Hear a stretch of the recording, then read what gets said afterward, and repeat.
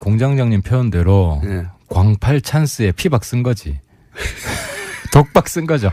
그러니까 이제 왜 그랬을까요? 예. 안 대표가 이제 전체 정치판을 잃는 시야가 아직 좀 부족한 것 같고요. 김명수 대법원장 반란표, 예. 유일한 반란표로 지금 알려지고 있는데 바른정당에서 이제 공개된 뭐 반란이라기보다도 뭐 정확하게 이야기하면 우리 바른정당은 의원 개개인의 소신을 침범하지 않기로 했어요. 과거 이제 구태정당은 강제당론이라 그래가지고 소신 투표를 하면은 그걸 징계할 수 있게 했어요. 그 최대 출당까지. 근데 이제 그게 그 당권파들의 독재 수단으로 쓰였기 때문에 바른정당은 새로운 정당이고 그런 걸 없앤 거예요.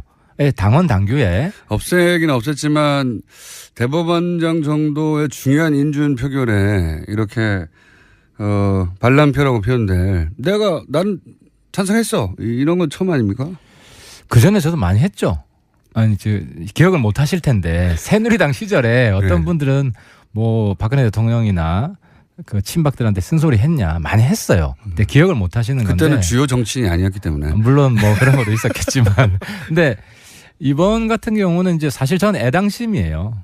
바른정당을 정말 사랑하는 마음에서. 이제 이게 당이 국민들한테 이제 좋게 평가받는 그게 뭐냐. 일사불란한 게 좋게 평가받는 거냐. 아니면 다양한 목소리가 있다는, 소신 있는 목소리 여전히 있다는 게 좋게 평가받는 거냐. 근데 저는 이번 결과적으로 저는 제가 맞았다고 생각합니다. 만약에 부결을 시켰다면 하태경이 고춧가루 뿌리려다 실패했구나. 이래 되는 거죠. 근데 결국 가결이 됐잖아요. 가결이 됐고 지금 김명수 후보자는 이제 대법원장입니다. 대법원장이 됐죠. 예. 대법원장이 됐는데 이제 결정적인 차이가 이런 거였어요. 진보 대법관 맞아요. 예. 코드 인사 맞을 수 있어요. 예. 아니 그러면 진보 정권에서 진보 인사 하는 게 그런 기득권은 인정을 해주는 게 이게 신사적인 정치지, 상생하는 정치지. 진보 정권에서 전부 다 보수 인사 뽑으면, 아니 보수 인사 해줘도 또 잘랐잖아. 지난번 누구예요? 벤처. 중소벤처 박성진. 그건 민주당에서 사실 자른 거지만.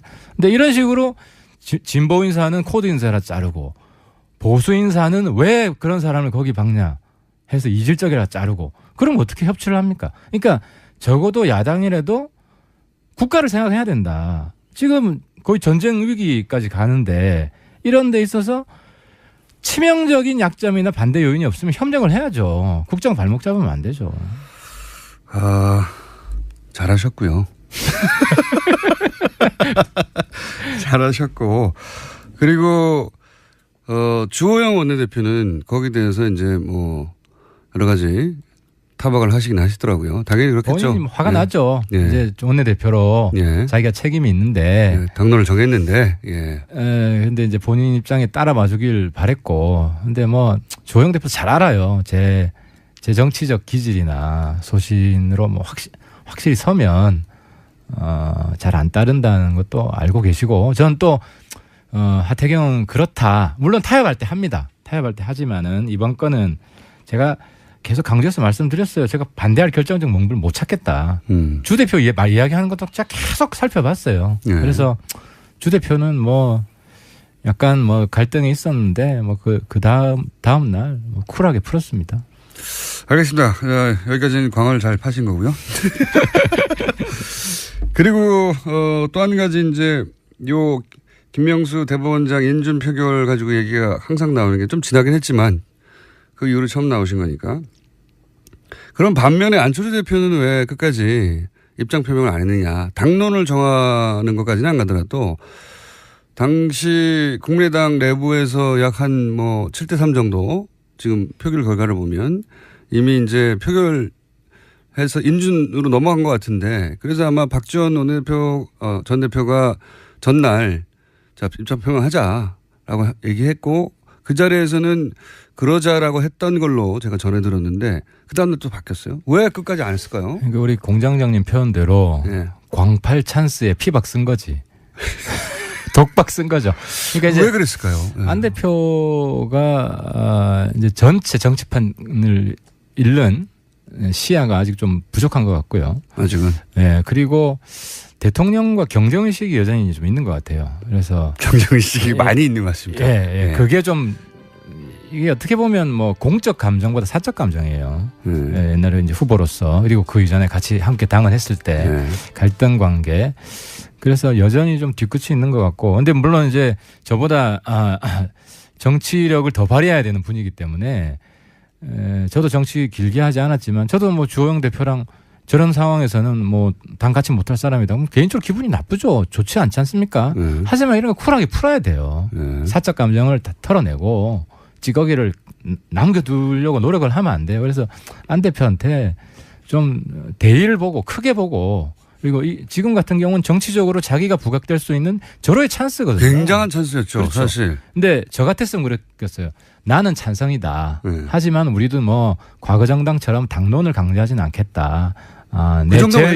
제 의견을 참고해서 자율투표해라.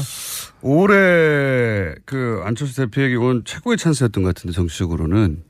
그렇죠. 이번 정부 출범 이후 최고의 찬스였던 것 같은데 거의 다 된 밥상이었는데 왜 그랬는지. 그리고 또 그게 작용해요. 이제 김성식 의원은 김명수 후보 대법원장 개인적으로 알잖아요.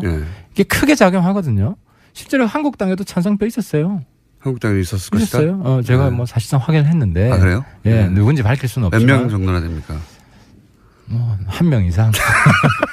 딱 한 명. 예. 근데 이제 안철수 대표도 만약 김명수 부장 개인적으로 알고 저 사람 괜찮은 사람이다. 동아일보 칼럼에도 괜찮은 사람이다는 글이 나왔어요. 그러니까 저도 그 영향도 많이 받고 인사했을 때는 저는 주변 사람들한테 물어봐요. 저 사람 어떤 사람이냐. 그게 굉장히 가장 좋은 평가의 잣대가 됩니다. 사실 사람이 하는 거니까요. 그렇습니다. 예. 그래서 뭐 대체로 인간적으로 좋은 평이 나오고 근데 안 대표가 동문회 별로 안 친하다 그러더라고. 동문회 잘 안 나가고. 그래서 동문회나 좀 물어보면 금방 크로스 체크가 될 텐데 그런 점이 조금 아쉬워요. 안 대표 지금 행보는 사실 좀 전국을 돌면서 여러 가지 유세에 가까운 행보를 펼치시는데 올해 12월에 대선이 없다는 걸 좀 주변에서 알려드려야 될 것 같아요. 대선은 올해 이미 끝났다. 그 중요한 이야기입니다. 내년 지방선거는 당의 지지율을 올려야 됩니다. 지금 본인은 지금 주가가 많이 하락했어요. 그러기 위해서는 좀 쿨한 정치 모습을 보여줘야 되고 끌어안는 정치를 해야 됩니다.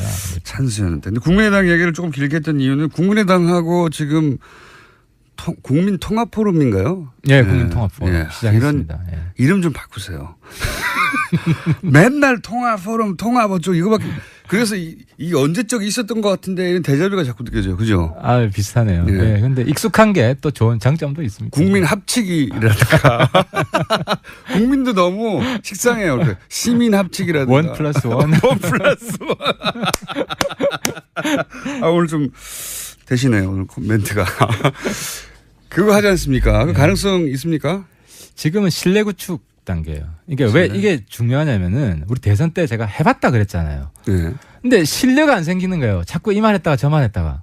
서로 계산이 따로 있으니까요. 그때는. 그러니까 이게 한번 이야기한 거는 실현이 되고 이러면서 신뢰가 쌓이는 건데 그래서 제 이야기 핵심은 그거예요.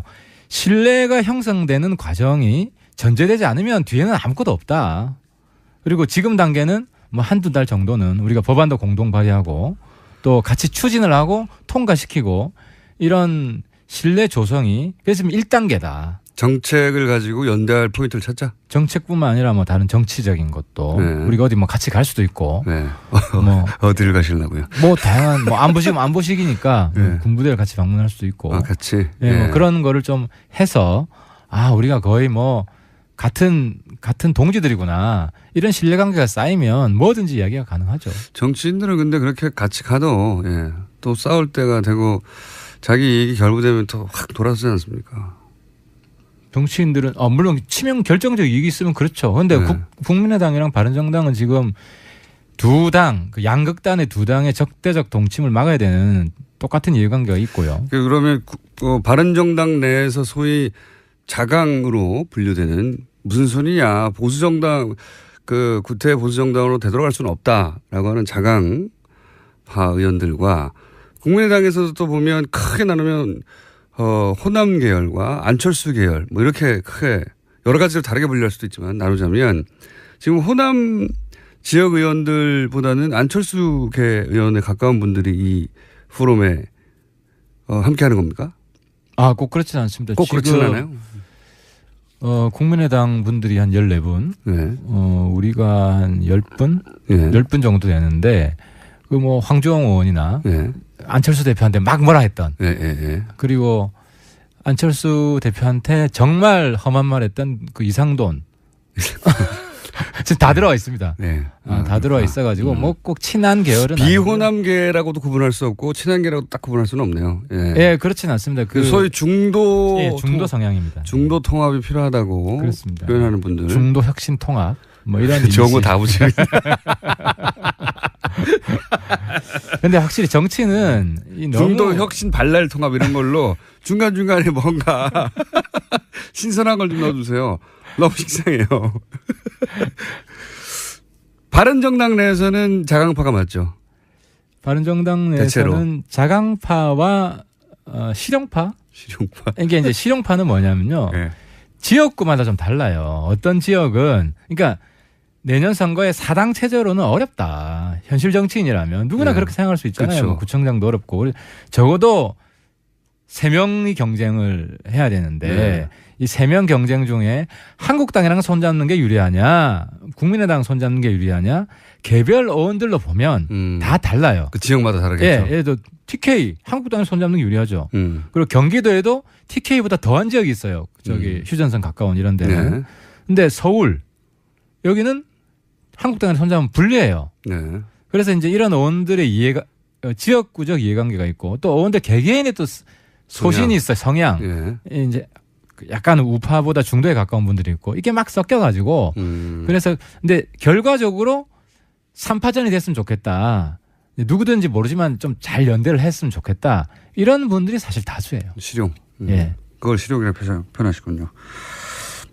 이기는 편 우리 편 이긴 거죠. 그렇습니다. 이럴 때서 그래서 강한 리더십이 필요하다. 소신을 가지고 밀어붙여야지 괜히 이쪽 하도 되는 거 아니냐 저쪽 하고 되는 거 아니냐 이런 식으로 애매한 스탠스 가지면은 망한다. 그래서 제가 계속 한국당 청산론 한국당은 안 된다. 저긴 망해야 된다. 박살 내겠다. 강조하는 것도 입장을 분명히 해야 된다는 거예요. 이럴수록. 남경필 도지사 방금 요 전 시간에 왔다 가셨는데 통합파의 통합이 성공할 거 아니냐 자유한국당과 아니면 소위 자강파의 국민의당과의 연대론이 성공할 거 아니냐 어느 쪽에 가능성이 높냐니까 지금으로서는 반반인 것 같다라고 표현하시던데 남 지사님은 본인 예. 문제잖아. 그렇죠. 본인 문제잖아요. 예. 남 지사님은 곧 지방선거가 내년에 있으니까. 선거를 해야 되기 때문에 예. 한국당 지지표도 본인이 받아야 돼. 예. 그리고 중도표도 받아야 되고 그렇죠. 그렇게 다 받아도 지금 이길까 말까 한 상황에서 한쪽을 척지는 발언을 하기가 좀 어렵죠. 그러면 의원님 보시겠네요. 근데 이제 문제는 한국당 합당파가 있어요. 이건 네. 인정을 제가 했고. 근데 그쪽에서 강한 드라이브를 안 걸어요. 지금은. 그렇죠. 예를 들어 강한 드라이브를 걸면은 그쪽에서 누구 출당시켜라. 이런 목소리가 나와야 될 거 아니에요. 네. 그래야 그게 수용이 되면 뭐 진도가 나갈 거 아닙니까? 근데 지금 그 합당의 우호적인 한국당 쪽 합당의 우호적인 우리 인사들 중에 뭐 그런 조건을 이야기하는 사람이 한 사람이라도 있습니까? 이제 때를 기다리겠죠. 그러면은 네. 지는 거예요. 그러면 제가 볼 때는 여기는 드라이브를 세게 걸고 있기 때문에. 우리는 드라이브를 걸고 있고 그쪽은 드라이브를 안 걸고 기다리잖아요. 제 생각에는 서청원, 최경환 출당 어려워요. 국민들이 지금 어느 시대인데 이미 유통기한 지난 박근혜 출당 카드 하나 가지고 그리고 서청원, 최경환 출당된다고 하더라도 그 3명 가지고 합당하는 거 박수 친다? 뭔 크게 변화가 있느냐. 그렇죠. 그러니까 자기 죽을 길을 가는 거예요. 그러니까 죽을 길을 못 가기 때문에 그분들이 전국을 주도하기는 저는 어렵다고 봅니다. 그럴 용기도 지금 있는지 잘 모르겠어요. 네. 자, 그러면 당대표가 되시면 당을 그러면 국민의당과 통합적으로 끌고 가실 거라는 거죠? 저는 혁신이 중요한 것 같고요. 제가 이야기하는 혁신 대통합은 국민의당 혁신파, 우리 그리고 저기 한국당의 그나마 합리적인 분 이렇게 크게 하나로 합치자. 혁신 대통합 노선으로 내가 이번 전당대회 제 모토로 걸고 한번 심판받아볼 생각입니다. 이명박 전 대통령 진영에서는 상당히 위기감을 느끼는 건 분명한 것 같아요. 그래서 이명박 전 대통령이 직접 입장 표명을 해야 하는 거 아닌가 이런 얘기도 거기서 나오는 것 같고. 그래서 점점 다가오는 것 같아요. 네. 다가오는데 이제 문제는 네. 좀 제가 안타까운 건 그래요. 이제 MB에 대한 뭐 원한이나 이런 화가 많이 나 있는 분들이 많을 거라고 생각합니다. 네. 하지만 문재인 대통령이 더 성공하기 위해서라도 네. 과거 대통령이 국가의 대표였다. 네. 한 세력의 대표가 아니라. 그래서 직접적인 증거가 나오지 않으면 최소한 공직에 있는 저는 그래서 박원순 시장이 자기 재선 재물로 MB를 쓰는 것 보고 좀 굉장히 실망했어요. 재선의 재물로 쓰고 있는 것이다. 민간인들이야 MB에 대한 화가 나면 표출할 수 있죠. 네. 그런데 어쨌든 공직에 있잖아요. 그러니까 그 부분은 저희가 내일 박원순 시장이 직접 출연하시기 때문에 물어보세요. 예. 제가 볼 때 MB가 관련돼 있다는 직접적인 증거가 없는데 네. MB를 고발하는 건 굉장히 정치 쇼죠. 국정원 뭐 이거는 박원순 시장이 직접 답변하실 내용이긴 한데 국정원에 문건이 나왔지 않습니까? 그리고 국정원에서 제안 문건이 구체적으로 나왔기 때문에 서울시장 정도를 직접적으로 제압하는 문건이라면 이건 대통령께 보고되지 않았겠냐 이렇게 생각하는 게 상식적이지 않습니까?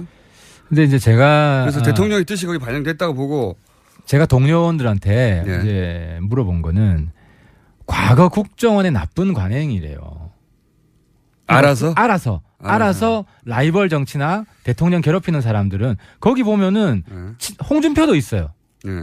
그죠? 있죠. 예, 도움이 안 된다고 본 거죠. 그리고 그때. 김재원 친박 그런 분도 있고. 네. 그러니까 대통령하고 척지고 있는 분들에 대해서는 기본적으로 국정원이 과거부터 오래전부터 해온 게 있다. 그래서 저는 이번 기회에 적폐라고 그랬으니까 과거 정권에서도 그 정치인들 사찰한 거 한번 다 까보자는 거죠. 그래야 뿌리 뽑히지. 아니면 오해받는다는 거예요. 특정 정권 죽이기로. 예를 들어서 이게 이제 복수다. 당한 거에 대한 복수다. 그런 마음이 있을 수 있죠. 내가 그렇게 당해왔는데 복수다. 그런 마음이 있다고 해서 그 마음은 법적으로 피호하지 않아. 순결하지 않아. 그렇다고 해서 명백한 범죄 혐의가 있는 걸 눈 감아야 되는 건 아니지 않습니까? 전혀 그러면 안 되고 네. 적폐를 뿌리 뽑아야 되는데 네. 적폐의 뿌리부터 뿌리 뽑자는 거예요. 뿌리에 뿌리는 국정원 나쁜 관행이다? 저는 그렇게 봐요. 그게 있고 거기에 플러스 알파가 돼 있는 게 있을 수 있죠. 그리고 MB가 관여돼 있는 거는 그건 조사를 해야 되는 것인데. 이명박 전 대통령은 관련이 없을 거라고 보십니까 그럼? 근데 이제 저는 그래요. MB가 정치를 싫어했어요. 그러니까 싫어한 게 여의도에 오고 싶어 하지도 않고 네. 가장 탈정치적인 너무 정치를 안 한다고 해서 정치랑 관련된 거는 나는 몰라 니들 알아서 해. 그리고 정두원 의원도 그랬잖아요. 직접적인 그런 사람이 댓글을 그렇게 정치에 관심 없는 분이 그렇게 댓글 부대를 그렇게 운영하도록 뒀을까요? 근데 원세훈 원장이죠. 네. 원세훈 원장. 또 그건 원세훈 원장의 그러니까 핵심은 그거예요. 단독 저도 플레이다? MB가 직접 관련돼 있는 게 나오면 인정하겠다. 그건 수사해봐야 나오겠죠. 그러니까 지금 뭐 검찰에서 고발했으니까 네. 문제 뭐 나오겠죠. 그 이명박 소위 이제 친위 라인은 아니었지 않습니까? 그러니까 제가 이런 이유는 네. 전직 대통령은 누구든지 네. 최소한 좀 공적 신분을 가지고 있는 사람은 좀 신중하게 발언해야 되는 거 아니냐. 그런 취지로 이해하겠습니다. 네. 좀 폭탄 문자 몇 개 나오겠네요. 이거 제가 노무현 전 대통령도 똑같이 이야기했어요. 한국당한테 알겠습니다. 추한 입으로 그렇게 떠들지 마라. 자, 이것이 바로 중도가 갈 길이다. 양극당과 싸웁니다. 자, 하태경 의원이었습니다. 왜 그랬을까요? 네. 안 대표가 이제 전체 정치판을 잃는 시야가 아직 좀 부족한 것 같고요. 아직은. 예, 그리고 대통령과 경쟁의식이 여전히 좀 있는 것 같아요. 그래서 경쟁의식이 많이 있는 것 같습니다. 예, 네. 그게 좀 이게 어떻게 보면 뭐 공적 감정보다 사적 감정이에요. 예, 옛날에 이제 후보로서 그리고 그 이전에 같이 함께 당을 했을 때 네. 갈등 관계. 그래서 여전히 좀 뒤끝이 있는 것 같고. 근데 물론 이제 저보다 정치력을 더 발휘해야 되는 분이기 때문에 저도 정치 길게 하지 않았지만 저도 뭐 주호영 대표랑 저런 상황에서는 뭐 당 같이 못할 사람이다. 그럼 개인적으로 기분이 나쁘죠. 좋지 않지 않습니까? 하지만 이런 거 쿨하게 풀어야 돼요.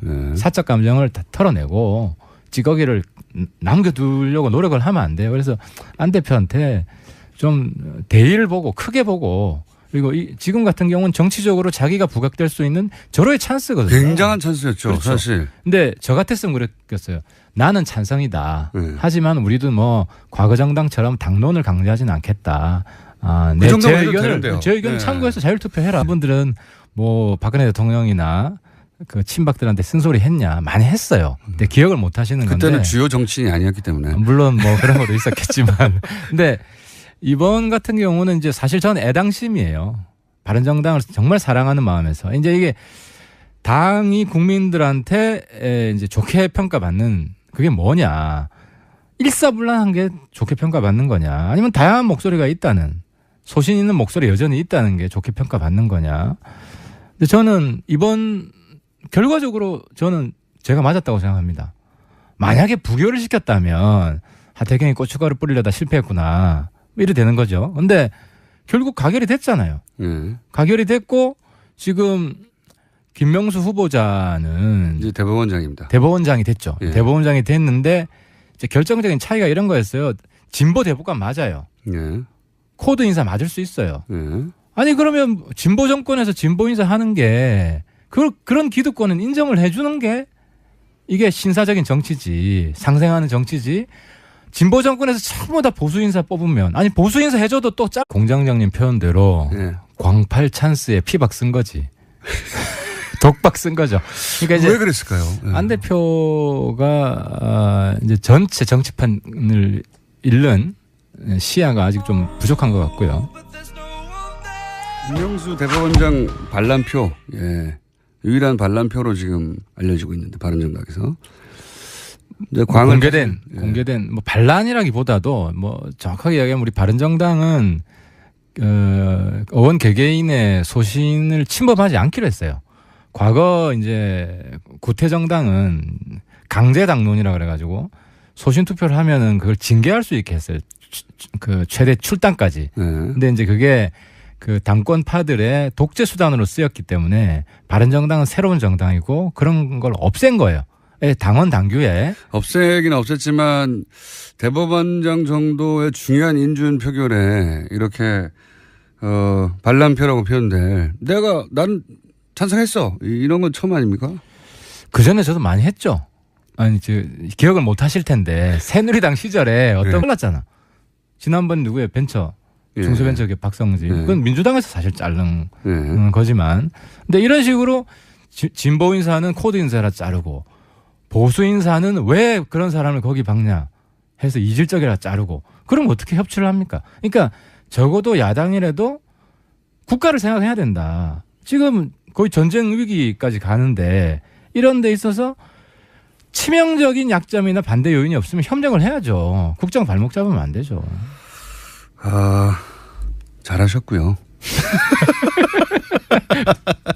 잘하셨고 그리고 주호영 원내대표는 거기에 대해서 이제 뭐 여러 가지 타박을 하시긴 하시더라고요. 당연히 그렇겠죠. 본인이 화가 나죠. 예. 이제 원내대표로 자기가 책임이 있는데 당론을 정했는데. 근데 이제 본인 입장에 따라 봐주길 바랬고. 근데 뭐 주호영 대표 잘 알아요. 제 정치적 기질이나 소신으로 뭐 확실히 서면 잘 안 따른다는 것도 알고 계시고 저는 또 하태경은 그렇다. 물론 타협할 때 합니다. 타협할 때 하지만은 이번 건은 제가 계속 강조해서 말씀드렸어요. 제가 반대할 결정적 몽부를 못 찾겠다. 주 대표 이야기하는 것도 제가 계속 살펴봤어요. 그래서 주 대표는 뭐 약간 뭐 갈등이 있었는데 뭐 그 다음 날 뭐 쿨하게 풀었습니다. 알겠습니다. 여기까지는 광을 잘 파신 거고요. 그리고 또 한 가지 이제 요 김명수 대법원장 인준 표결 가지고 얘기가 항상 나오는 게 좀 지나긴 했지만 그 이후로 처음 나오신 거니까. 그럼 반면에 안철수 대표는 왜 끝까지 입장 표명을 안 했느냐. 당론을 정하는 것까지는 안 가더라도 당시 국민의당 내부에서 약 한 뭐 7대3 정도 지금 표결 결과를 보면 이미 이제 표결해서 인준으로 넘어간 것 같은데 그래서 아마 박지원 원내대표 전 대표가 전날 자 입장 표명하자라고 얘기했고 그 자리에서는 그러자라고 했던 걸로 제가 전해 들었는데 그 다음날 또 바뀌었어요. 왜 끝까지 안 했을까요? 그러니까 우리 공장장님 표현대로 광팔 찬스에 피박 쓴 거지. 독박 쓴 거죠. 그러니까